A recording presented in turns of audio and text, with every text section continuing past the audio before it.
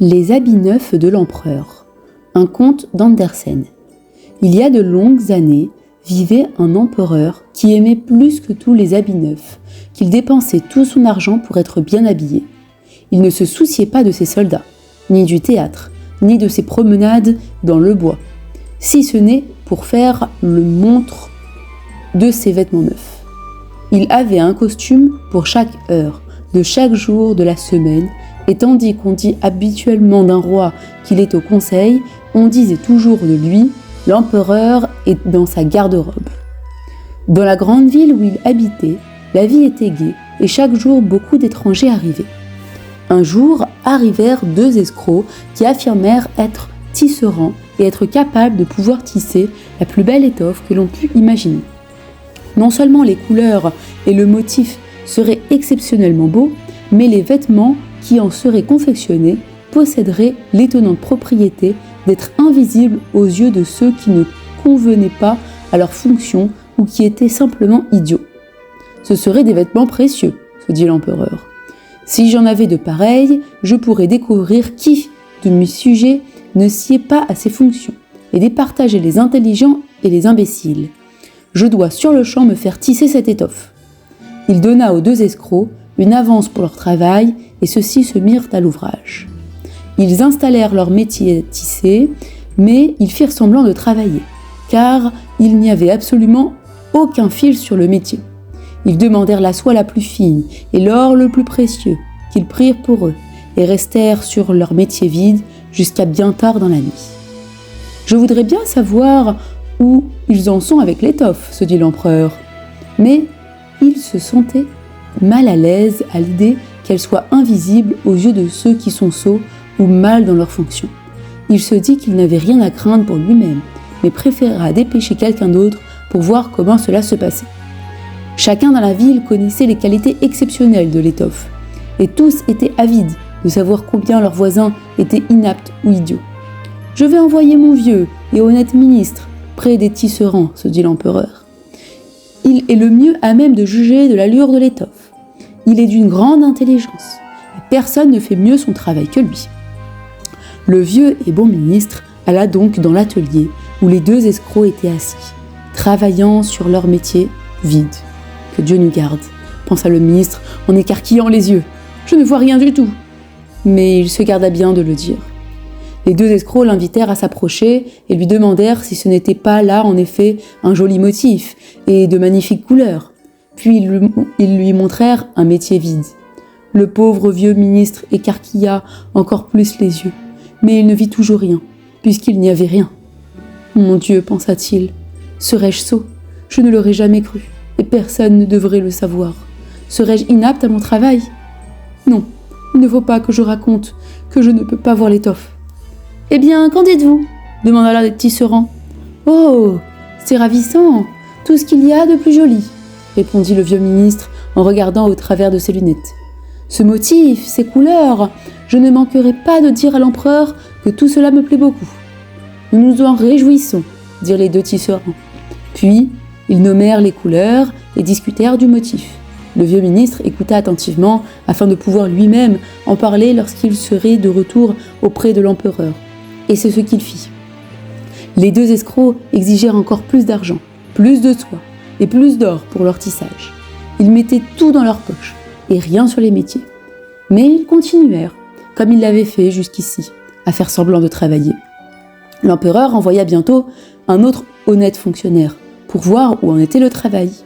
Et quand l'étoffe serait bientôt prête, il arriva à cet homme ce qui était arrivé au ministre. Il regarda et regarda encore. Mais comme il n'y avait rien sur le métier, il ne put rien y voir. « N'est-ce pas là un magnifique morceau d'étoffe ?» lui demandèrent les 2 escrocs en lui montrant et lui expliquant les splendides motifs qui n'existaient tout simplement pas. « Je ne suis pas sot, se dit le fonctionnaire. Serait-ce donc que je ne conviens pas à mes fonctions ? Ce serait plutôt étrange, mais je ne dois pas les laisser paraître. » Et il fit l'éloge de l'étoffe, qu'il n'avait pas vue. Puis il exprima la joie que lui procuraient les couleurs et le merveilleux motif. « Oui, c'est tout à fait merveilleux » dit-il à l'empereur. Dans la ville, tout le monde parlait de la magnifique étoffe, et l'empereur voulut la voir de ses propres yeux. tandis qu'elle se trouvait encore sur le métier. Accompagné de toute une foule de dignitaires, dont le ministre et le fonctionnaire, il alla chez les 2 escrocs, lesquels s'affairaient à tisser sans le moindre fil. « N'est-ce pas magnifique ?» dirent les 2 fonctionnaires qui étaient déjà venus, « que votre majesté admire les motifs et les couleurs ?» Puis ils montrèrent du doigt un métier vide, s'imaginant que les autres pouvaient y voir quelque chose. « Comment ?» pensa l'empereur. « Mais je ne vois rien, c'est affreux. Serais-je sot? Ne serais-je pas fait pour être empereur? Ce serait bien la chose la plus terrible qui puisse jamais m'arriver. »« Magnifique, ravissant, parfait, dit-il finalement. Je donne ma plus haute approbation. » Il hocha la tête, en signe de satisfaction, et contempla le métier vide. Mais il se garda bien de dire qu'il ne voyait rien. Tous les membres de la suite qu'il avait accompagnés regardèrent encore, mais comme tous les autres, rien ne leur apparut. Et tous dirent comme l'empereur, « C'est véritablement très beau !» Puis ils conseillèrent à l'empereur de porter ces magnifiques vêtements, pour la première fois à l'occasion d'une grande fête qui devrait avoir lieu très bientôt. Merveilleux était le mot que l'on entendait sur toutes les lèvres, et tous semblaient se réjouir.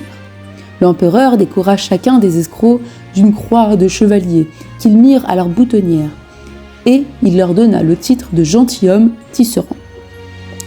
La nuit qui précéda le matin de la fête, les escrocs restèrent à travailler avec 16 chandelles. Tous les gens pouvaient se rendre compte du mal qu'ils se donnaient pour terminer les habits de l'empereur.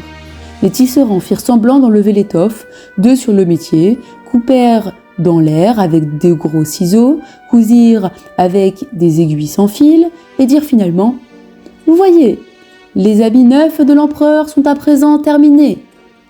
Voyez, Majesté, voyez le pantalon, voici la veste, voilà le manteau. » Et ainsi de suite. C'est aussi léger qu'une toile d'araignée, qu'on croirait presque qu'on n'a rien sur le corps, mais c'est là toute la beauté de la chose. « Oui, oui !» dirent tous les courtisans, mais ils ne pouvaient rien voir, puisqu'ils n'avaient rien à voir.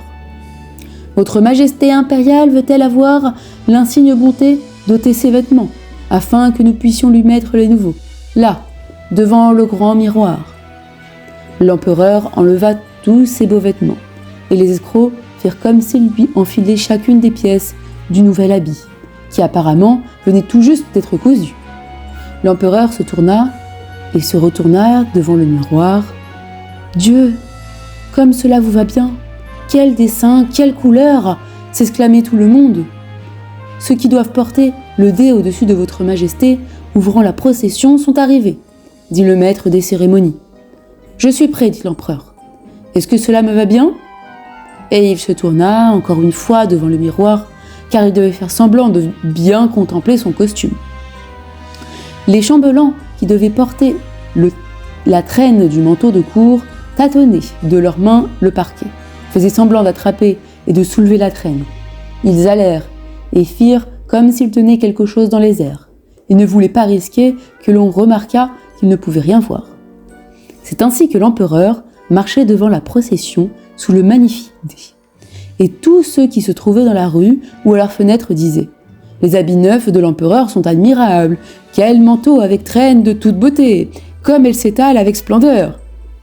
Personne ne voulait laisser paraître qu'il ne voyait rien, puisque cela aurait montré qu'il était incapable de sa fonction ou simplement un sot. Aucun habit neuf de l'empereur n'avait connu un tel succès. « Mais il n'y a pas d'habit du tout !» cria un enfant dans la foule. « Entendez la voix de l'innocence, dit le père. » Et chacun murmura à son voisin ce que l'enfant avait dit. Puis la foule se mit à crier. « Mais il n'y a pas d'habit du tout !» L'empereur frissonna, car il lui semblait bien que le peuple avait raison. Mais il se dit « Maintenant, je dois tenir bon jusqu'à la fin de la procession. » Et le cortège poursuivit sa route. Et les chambellans continuèrent de porter la traîne qui n'existait pas. Merci d'avoir écouté cette histoire. Si vous l'avez appréciée, n'hésitez pas à vous abonner pour découvrir encore plus de récits captivants. À bientôt pour de nouvelles écoutes.